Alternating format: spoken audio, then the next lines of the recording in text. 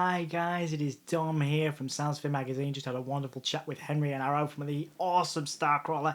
Currently doing some shows here in the UK. We talked about success, legacy, their older material, how they've changed as artists, and loads more. Thank you guys so much for watching this. Thank you for supporting us, and thank you for supporting Starcrawler. Cheers for watching. See you again soon.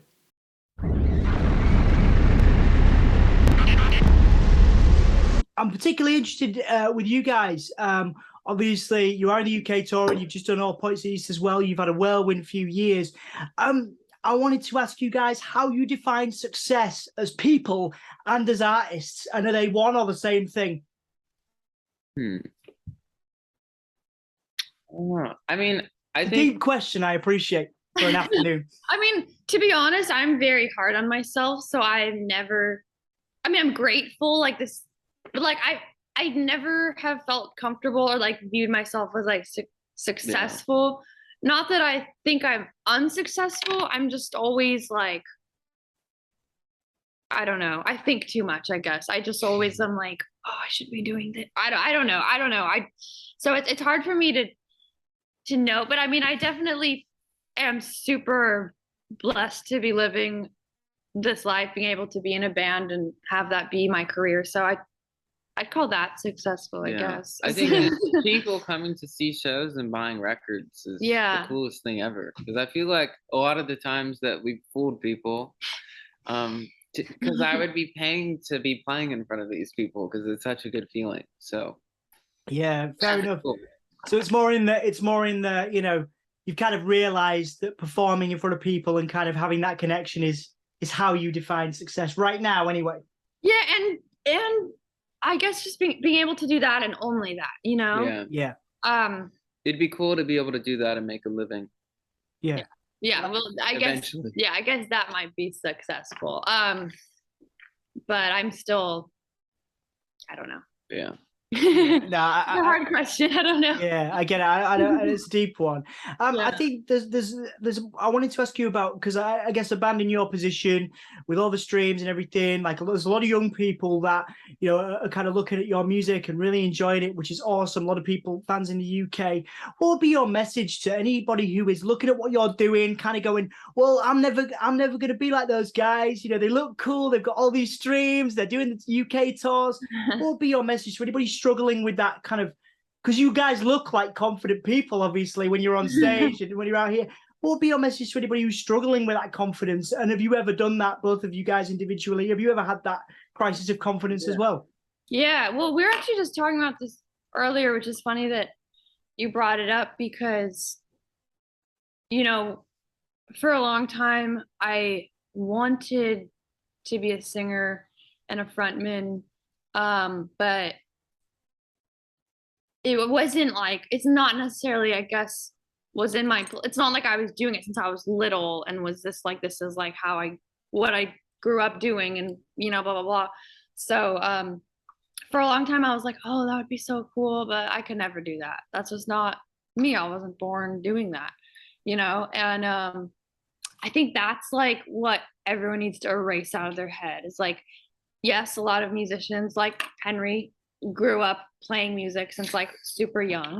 Well, you did. Yeah. And that's cool. There's no right or wrong. But then I think for people that didn't, a lot of times they think that that's just not unachievable. And it's definitely achievable. Like I'm still learning as we are, I still go to voice classes and I what I mean? We're still constantly and I feel like when we started, we sounded bad. Like every band that starts sounds bad. Like that's just the thing. Yeah, like your favorite bands, like the Ramones weren't good. They didn't know how to play when they started, but the Ramones are fucking amazing. Like those songs and just all their different personalities and the way they played. Like there was no guitar solos, just 3 chords, Yeah. And I think that a lot of that gets lost today because there's so many like amazing 3-year-olds on TikTok that, can fucking play Eruption on guitar. Yeah. And it's discouraging, but I think what people just need to remember is to be themselves. And it's about that energy of really just expression.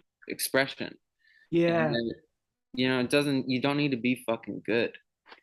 It's true. It's true though. I mean, it's cool to. I mean, as you do it's it, cool if you to be keep good, doing but it, if you keep doing it, you're gonna get better. yeah. And Yeah. like that's what we did too, and we just worked really hard because we wanted to play shows and wanted to be like a capturing live show. I feel like you could, strive to be whatever you want to be. You just got to do it. Yeah, it is interesting because you guys mentioned the Ramones there and that visceral live energy that you guys definitely have. I mean, this is going to be a bit of a weird question for both of you, Arrow and Henry. Like, how much emphasis do you guys put on that visual side of what you do? Because you're a very striking visual band. Do you kind of concern yourself with that? Like, does the image of what you do and the visual, and how does that kind of concern you? What does it mean to you, that visual side of what you do? Well, I mean, at least for me, it's always been a part of what before I actually knew I wanted to do music as like a career or whatever, I thought I wanted to be like a visual artist. So I went to art school and I learned like painting and whatever, Photoshop and drawing and stuff like that. I mean, I've been drawing since I was little. Like that's like what I always thought I'd probably end up doing. But it never really like gave me that, like I love doing it, but it's not something that like gives me I like having those skills to be able to help. Like it's cool to be able, like I can design our own merch or blah blah blah. But so I don't know. I've always been just a very visual person, and I don't think there's a right or wrong with any band, but at least I just always knew that it was going to be a big part of whatever band I had started, and it's important to us and important to me. Yeah. But I don't think that it's like something you have to do. I think it's cool though. I do think really cool that if you're going to be live performing, it's important that you're putting on a show, as far back as you can go when people went on a show, they performed, and it's, it's a visual experience. And so, when you're performing, the way you're moving, if you're just standing still, it's just not that entertaining. And what you're wearing really, reflects that too, because a lot of times people that don't regularly listen to music see what they hear. And I feel like that's the first step, especially, I mean, weirdly, even at these festivals too. And I feel like early on, that's what really helped us move forward, was that a lot of people were more fascinated by the visual, and then they took a second to listen to the music. You guys have that kind of Iggy Pop, early Manic Street Preachers, that kind of bands that you associate with good music, but also the visual side. You know what I mean? Everybody that I know that's seen you guys live, it's a show. It's a show. It's a musical experience, and I don't know how that feels for you to hear. It sounds like that's kind of what you wanted, that musical experience. Yeah. I don't know. I always kind of like to view it as like, you're stepping into our world for a night. It's like an escape. Yeah. I don't know. I think it's cool. Yeah. Yeah. No, that's cool. Thank you for you sort of reflecting on that with me. 4 or 5 more questions now, guys. I wanted to, again, we talked about success earlier, and it's a difficult word to manage. I guess like your earlier stuff, Devour You, before we talk about some of the new stuff, Devour You, STARCRAWLER, all that early stuff bought you a lot of acclaim, the streams and all that stuff we talked about earlier. What is your relationship, and how do you look back at that early stage in your career? Again, you mentioned like learning how to be good, and all that stuff, and kind of defining where you were. Like how do you look back, and what is your relationship with that early material?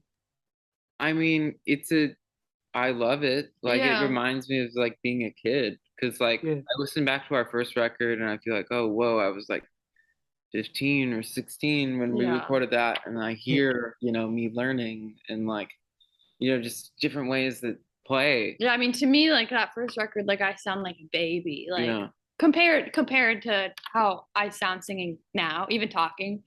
And I mean, I it's not like I'm necessarily like listening to our music, because I don't know, that'd be like kind of weird. But I mean, I love. But when we play those songs too, it just feels a certain way. It feels useful, and I mean, we're still fucking kids, so I mean, we were I don't know, and the second album still doesn't feel like it. It was kind of a long time ago, but it doesn't feel like that long. It just felt like a I don't know natural progression of the same music. Yeah. Yeah. Okay. You mentioned, like, obviously again being a lot younger there, like what are the kind of key lessons that you've both learned? Maybe you've taught something to each other, that you know now that maybe you wish you knew back then when you started out. What kind of key lessons have you kind of learned as a band, that you didn't know when you started out and when you were first creating? It's another deep question, I suppose. A lot. Sorry. No, it's okay. Take your time. I mean, obviously you've got the time. I appreciate it. Yeah, I mean, even just over the past couple of years during COVID, you just learn to really be grateful for just the experience of a show, Yeah. Like, there was 2 years where we didn't know where, when it was going to happen again, or if we were going to be playing shows. And we missed playing in front of people, because it's an experience shared between the crowd and the audience, and it's whatever energy is in that room affects what sounds come out. And so playing without an audience, you can not think about it and not be grateful. But I mean, just every time we get to play in front of an audience now feels amazing. because also crazy, like I had never thought that would, it's crazy to think that that's possible. It could go away. Like, it's never something you thought like could just disappear all of a sudden. So now it's just like, it doesn't matter. Just getting to play is like a blessing, because it can be taken away like that, like anything, really. But I don't know.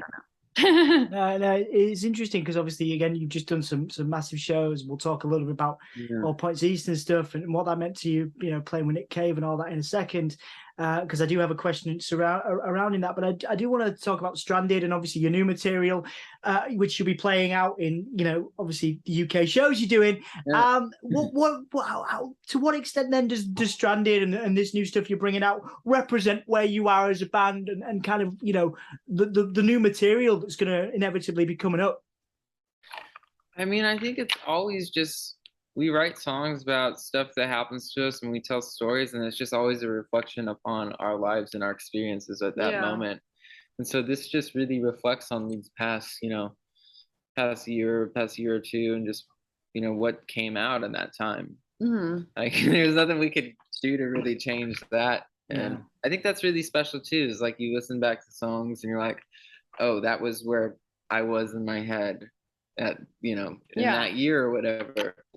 And I think just it was cool because at the beginning of this record we were writing songs through Arrow's window because of COVID, so we weren't seeing each other, and it was really special because we were great friends, and we've been together in a van or playing for like pretty much 5 years straight, and then all of a sudden there was nothing, we didn't see anybody, and last time we had to figure out how to be adults and stuff, which was kind of crazy. And so just being grateful for having each other, and getting back together in the same room felt so good, and it's just a reflection upon that, I think. So would you say then that the material is it hopeful? Is that a stretch? You know what I mean? Is it are you kind of in like a hopeful space where you're, I'm not going to say trying to promote positivity, but like a hopeful kind of, there's still negative songs. There's still negative songs. I think the majority was like, let's just make the best record we've ever made, and let's take the time to do it. And we just really wanted to make something we were proud of, because we've had to rush things in the past because there wasn't time or money, and with this there was nobody telling us to do anything, so we made a record for ourselves. And that was really cool. It's because you can hear it in your voices. Like, there's definitely some excitement and some pride there. So I'm excited to hear it, man. And I'm definitely.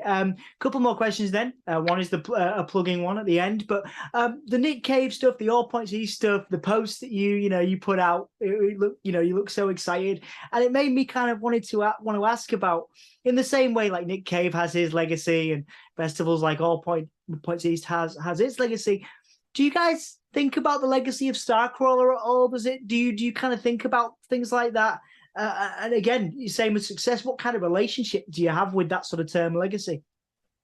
I mean, I don't know. I definitely keep everything. Like, anything any any sort of thing that like has our name on it. That I don't know. I guess so, but I also don't.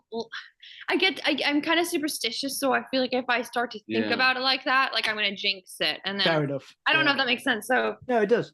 Yeah. I do in the way where I have an archive of like, you know, I keep anything that has our name in it or us on it or whatever, like that kind of stuff. I keep all backstage passes I've ever had. Yeah. I'm also just kind of a hoarder, so I don't know, but yeah. But I think getting to play shows like that a couple days ago, like getting to play with Nick Cave, who's really one of the most amazing performers, and like really just from the second he walks out there, the whole band, the Bad Seeds, they just capture the whole audience in their hand, and that's just super inspiring. And just being able to see him, you know, take control. And like, to be honest, the audience at All Points East was a festival audience, so they weren't like the best audience ever. And seeing how he commanded them and really took that was incredible. It feels like from what you said today, like that's part of what your kind of mission statement is. I don't know if mission statement's the right word, but like again, it's a show, it's an experience, it's something that for that half an hour, 40 minutes, you're like I'm in your world, you know what I mean? Like and that's a beautiful thing, and I feel like that's kind of a Nick Cave thing as well. Like totally. Yeah. I think that's like all the bands that we grew up seeing and loving. It was kind of that experience. Yeah. Okay. Yeah. Well, all right. Well, guys, thank you so much for making the time for me today. I know you've been busy, and I'm super excited to sort of see how the shows go. You know, Liverpool and everything. Like we're close to Leeds, so it's great. You know, to see you guys doing those shows. You coming out to Leeds? Yeah, man. It's gonna be cool. I also, you played a venue. A friend of mine is the sound and lighting tech at a place called the Trades Club in Hebden Bridge. And he raves. He was like, because obviously it's a tiny venue. You don't get too many, like you do get touring bands through, but like it's a tiny little town, beautiful place. And he was raving about how great you guys were, and how again that show, like, and how enveloping it is. So like that's a beautiful. That was a super fun show. That was fun, and that was our first time there. We had no idea what that place was. Obviously, we're like, why are we playing? And then we got there, and like it's not like why are we playing? Like we didn't want to play, but we were just like, you know what I mean? It's random. It's kind of random, and it's like the most magical little like fairy like town. It was like I don't know. It was cool. Yeah, I want to go back. That is great. Yeah. It's a great place for diversity and inclusion and stuff as well. And most of the bands that play there are like indie bands. And I remember like Chris was like, well, my friend was like, oh man, they just blew the place up and had had an incredible time, and just really, because it's a place that gets a lot of cool bands. But yeah, I think he was like favorite because he sees a lot of shows being the lighting and sound tech there, so he was like, it's cool. So I got that excitement from him before I ever saw you guys, so that's just a nice little story to share. Before we finish then, guys, the promo bit, which you know what you're doing. Anything you'd like to plug, anything you'd like to promote to your UK fans and followers while you're over here or beyond? Yeah, well, our new song Broken Angels comes out next week, which we're really excited for, and then the record comes out on September 16th, She Said, and we're just excited to buy it. Finally have it out there. Buy it, stream it, whatever you want to do with it. Yeah, just don't, buy it or stream it, but don't illegally download it because that doesn't benefit us in any way. Yeah, absolutely. None of that bullshit. Absolutely. Well, have some great shows, guys. I'm super excited to see you, and have a good rest of your day. All right. Thank you. No worries. Thank you, guys. Take care. Thanks. Bye.